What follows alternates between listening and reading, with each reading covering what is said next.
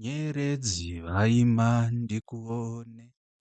In our previous lesson, taita ma-alternative methods ekuedda nekusubtracta ma-fractions. Saka pane zvandanga ndasirira zvandakuda kuwedzera. So ngatitarisei panumber 2. Number 2 yedu yanga yakanzi 5/6 minus 1/2. Saka in our previous lesson tati isusu kana takutsvaga our common denominator tichangotarisa namba diki yekuti 6 na2 zvinopinda mairi zvisingasiye remainder. In a more technical language, zvatiri kuita panapa tiri kutora the lowest common multiple of 2 and 6 which is 6. Saka panapa tina 6. Then tazoti tikati 6 into 6 ndi 1. 1 times 5. 1 times 5. Panapa. So that minus 2 into 6 ndi 3. Then you add 3 times 1. So it's 3 times 1. Tofanira kuziva kuti in mathematical notation mabrackets anoshandiswa kureva multiplication. Zvinoitirwa kuti mathematics dzive more neater. Saka in math notation tinogona kuti 1 times 5. Tinogona zvakare kuinyora takati 1 times 5. Kana kuinyora takati 1 times 5. Saka mabrackets anogona kushandiswa kureva multiplication. We can use brackets to denote multiplication. We can also use a dot multiplication. 1.5 hazvizi kureva 1.5, hazvizi kureva 1.5, zviri kureva kuti 1 times 5. Saka ndozvataita apo. Ngatidzokerei kuour question. In our question tati isusu 6 into 6 ndi 1.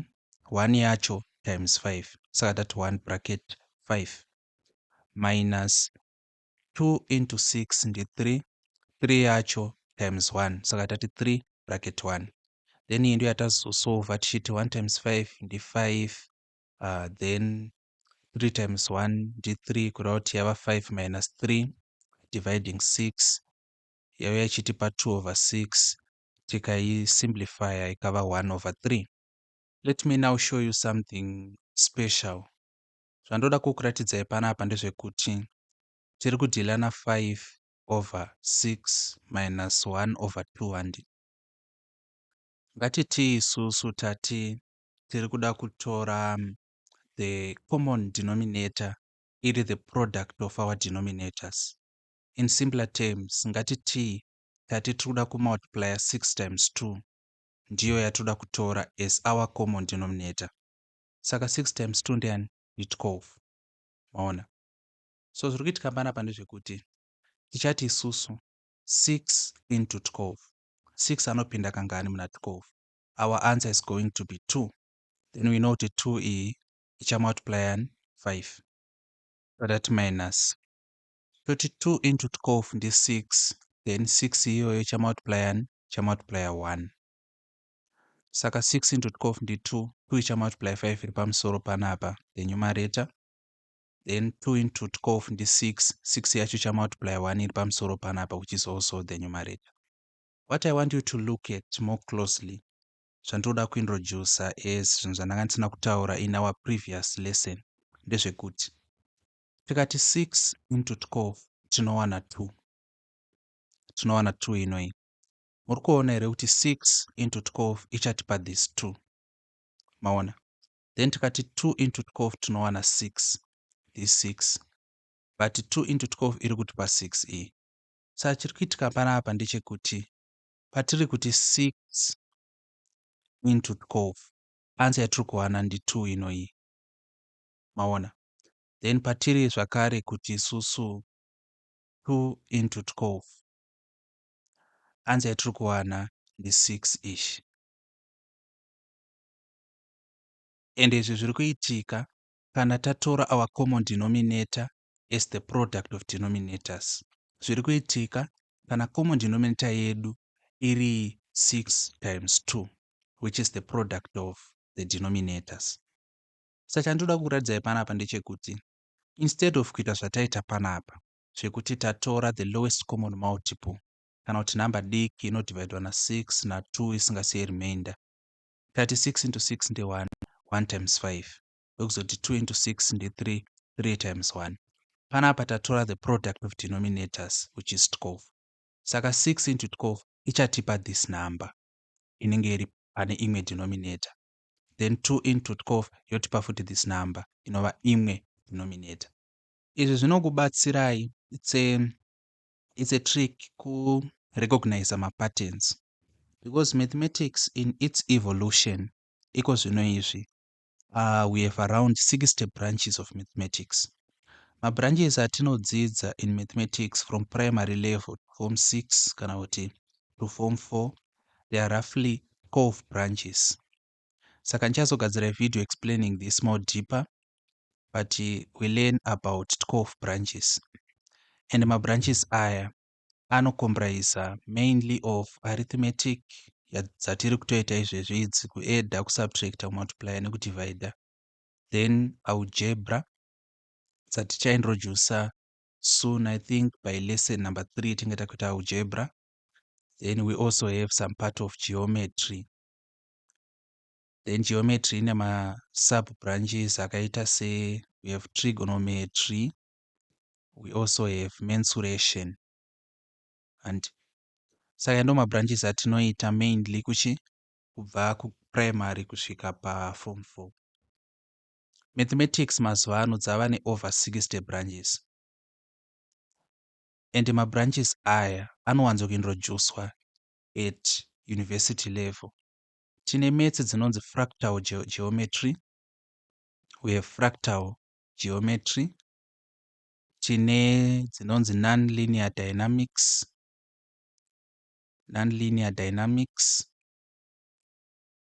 tine zvakare topology, etc. Dzakawandisa maths, over 60 branches. So the newest definition of mathematics, is a science of patterns. Satofanga kutodzidzira kurecognize patterns in mathematics. So this is an example of a pattern yandatokupai iriko in mathematics. Kuti kana your denominator, your common denominator, iri the product of denominators. 6 into 12 ndi 2. 2 into 12 ndi 6. Saizvi zvinobatsira manje kana wakushanda nemanhamba akaita sana 13, you see. Alright, ngati consider 5 over 13 plus 2 over 11. Kureva kuti common denominator yedu inenge iri chi 13 times 11. Saka ngati consider for example tapiwa 5 over 13 plus 2 over 11, and our common denominator panapa inenge iri 13 times 11, which is 0 panapa, 1 times 3 ndi 3, 1 times 1 ndi 1, then 1 times 3 ndi 3, 1 times 1 ndi 1, ukazviedda zvichatipa 3, 4, 1. Saka our common denominator ndi 143. Tikati 13 into 143. Kana usingazvizivi unonga kutoenda paside wakutoti 143 divided by 13 obva wati 13 into 13 ndi 1, 13 into 14 ndi 1, remainder 1, saka 13 into 13 ndi 1. Saka uchaona futi 11 yobva yati times 5 plus 11 into 143 unodivhaidha futi 113 obva wati times 2. Yeti munhu anotoziva mapatterns aya anenge atoona kuti right, saka 13 into 143 answer yangu ndi 11, imwe denominator iri panapa. Then 11 into 143 answer yangu ndi 5. Zviri kumbobva kupi? Regai tiratidze kuti zviri kubva kupi. I want you to remember kuti takadzidza about, in fact hatina kudzidza about, because tikataura chiri takadzidza about, it won't be okay. Hatingadzidza about isomorphy ichiita O level mathematics. Takataura about isomorphy. Takati isomorphy relationship iri pakati pe addition nemultiplication, zvakare iri pakati pe subtraction nedivision. Saka zvinoika kudyidzana zvinhu izvi. Addition nemultiplication zvinofambidzana, zvinofamba zvese, dilly darling chaiyo. Then subtraction nedivision zvinofamba zvese zvakare. But pane relationship iripo between division and multiplication. Saka relationship iripo ishi panapa ndiyo ichaita kuti this pattern ive possible. So relationship yacho yakamira sei? It's easy to illustrate actually. Ngatitorei for example tikati 4/2. Answer yedu ndeyani? Ndi 2 of course. 2 dividing into 4, our answer is 2. Zviri kuitika panapa ndezvekuti tikatarisa relationship iripo panapa, this relationship ish division, mazvona 4 divided by 2, of which tikada kutarisa relationship iripo between our divisor and our quotient, this relationship iripo panapa ichizotipa this inenge iri multiplication. Saka 4 divided by 2 inotipa 2, asi tikatora our divisor tikaimultiply to our quotient tiri kuwana chi? Our dividend. Ndo relationship iripo. Saka relationship iyi manje ndiyo yainforma this pattern. Saka ngatichinyorai with our pattern tichinobuditsa our answer tione kuti tofamba sei. Saka pattern yatadzidza panapa tanga tati isusu 5/6 minus 1/2. Tobva tati hatisi kuda zvekuzvistresa, saka ngatitorei the product of our denominators to be our common denominator 12. Tikati 6 into 12 ndi 2, 2 yacho iri kumultiply 5 minus tikati 2 into 12 ndi 6, 6 yacho ichimultiply 1. Kureva kuti panapa tava nani? Takuti 2 times 5 ndi 10 minus 6 times 1 ndi 6 over 12, of which tichawana iri 4/12 toireduce to 1/3 nekudivide both the numerator and the denominator with 4. But ngatitei something else. You see, mathematics is made up of patterns. It's a game, it's chess, it's draft, it's all. Saka, I want you to enjoy mathematics. That's why I'm showing you all these nuances and patterns, etc. So ngatidai so much. Ngatiuyei panapa.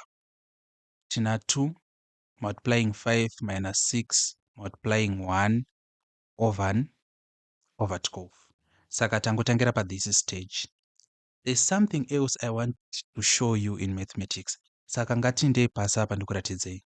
Zvandoda kukuratidzai ndezvekuti tikati for example tikati 4 minus 2/2. Anditi tina 4 minus 2/2. Ngatichi subtract fractions kumusoro kunoku. Tapa stage yekuti tana 4 minus 2/2. Saka our method number 1 panapa tinenge takuti isusu 4 minus 2 ndiyani? Ndi 2 dividing 2 towana 1. Anditi, but tine a certain method number 2. This is also a cheat code. Cheat code irapa ndeyekuti tikati isusu 4 minus 2/2, instead of kutanga tambo subtractor manumerators edu, zvatichaita now ndezvekuti tichatsvaga a common factor inopinda into every term in this fraction. Saka our common factor is going to be 2. 2 because inodivide into 4 yodivide zvakare into 2. Saka tinge takuti isusu 2 into 4 ndiyani? Ndi 2. Tobva tati 2 into 2 ndiyani? Ndi 1. Toti 2 into 2 ndiyani? Ndi 1. Kureva kuti panapa tava na 2 minus 1/1 tichawana futi 2. Izvi trick yandakuratidzai panapa inongoaplya chete kana iri either addition kana kuti subtraction. Ene muchazoiona kuti Zimsec kana Cambridge inofarira this trick, but inowanza kuivhunza iri paalgebra, mafractional, yatingati fractional algebra, mafractions anenge aine mavariables.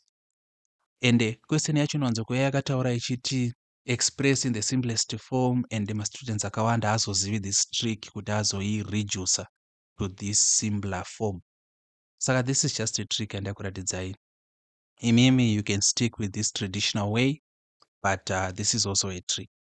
Saka ngatidzokerei kuti tione kuti trick yedu ichashanda papi panapa. Saka ngatitarisei panapa tione kuti matricks edu anoshanda. Saka tikatarisa 2, 6 na 12. tikati 2 into 2 ndiyani ndi1, 2 into 6 ndiyani ndi3, ko 2 into 12 ndiyani ndi6. Maona kureva kuti panapa tava na1 times 5 minus 3 times 1 over 6, of which tiri kuti isusu 1 times 5 ndi 5 minus 3 times 1 ndiyani ndi3 over 6.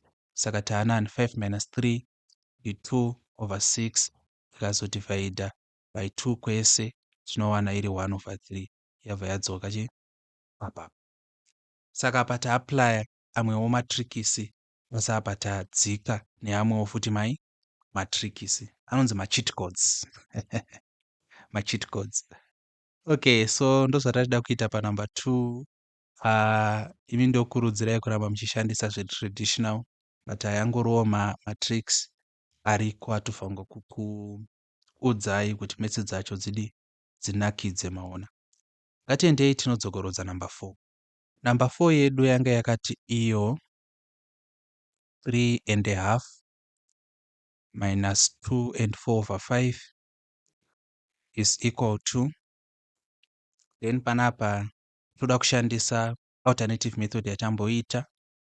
Alternative method yatamboita tati isusu tichati 3 minus 2 tichawana 1, tobva taignore my whole numbers tangodhila nemafractions. What is the common denominator yemafractions? Ndi 10. Tobva tati isusu 2 into 10 ndi 5, 5 times 1 ndi 5, toti 5 into 10 ndi 2, 2 times 4 ndi 8. Mapaona. Then panapa in our alternative method tati isusu zvatichaita ndezvekuti ticha expressa mixed number iri tori converter into an improper fraction.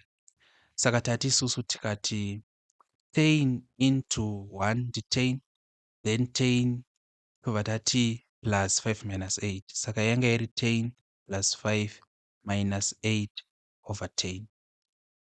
So our method yandoda kukuratidzai manje yematrikisi ndoda kuti tiitangire pastage inoishi 1, 5 minus 8 over 10 ndobva toda kuti titangire.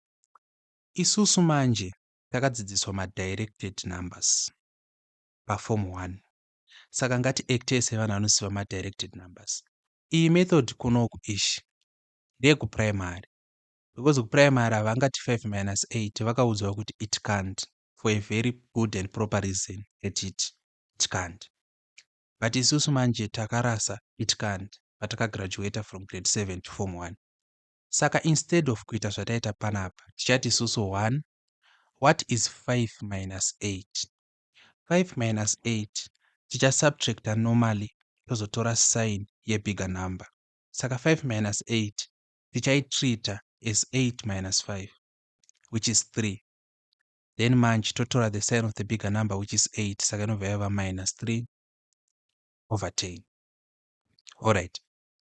Tikadzoka kunoku tichati isusu 10 plus 5 ndi 15, then 15 minus 8 over 10, which gives us 15 minus 8, 7 over 10. Mapaona. This is our final answer. Zvatakuita manje kunoku ndezvekuti toda kuconverta this mixed number into an improper fraction. But how do we do it? Tichati 10 times 1 towana 10, then 10 yacho tobva tati minus 3. Zvatinongoita kana tichiconverta mixed numbers into improper fractions, mutemo watoshandisa uyu a, kana iri a then inobva yati b over c panapa. Saka tinoti c times a tozoti zvatawana plus b, ndizvoka. Saka ndozvatangoita panapa, tati 10 times 1 which is 10, then 10 yacho yatawana tobva tati plus minus 3. So ngatiinyorei for convenience sake. Saka yabva yaita 10 plus minus 3 over 10, of which panosangana plus na minus panobuda minus, saka chabva yaita 10 minus 3 over 10 to give us 7 over 10. So zvandangoita panapa ndezvekuti this method ishi panapa ndangoita bypass zvataita apapa, ndobva ndango subtracta 5 minus 8 then kuitira kuti tingobva pathis stage takananga chii kuanswer. So this is what I did not show you in our previous class. Zvandafunga kuti it's necessary to show you in this class. My advice is take the methods which you know better. Handisi kuda kukuconfusai nekukupai a lot of choices kana kuti a lot of alternatives. But ndiri kuzviitira because I am teaching people of different abilities. Saka I'm trying to meet everyone at their unique ability. Kune vanhu vanofarira matricks, mashortcuts, machii. They might find these alternative methods conducive kana kuti workable. Kozoitawo vanhu vari strict and straight to the point, vanofarira procedure, vanofarira zvinhu zviri traditional, vari conservative. They might find some of my methods also workable and conducive. So again, my advice is pick your poison. So this is the end of our class and thank you for your attendance.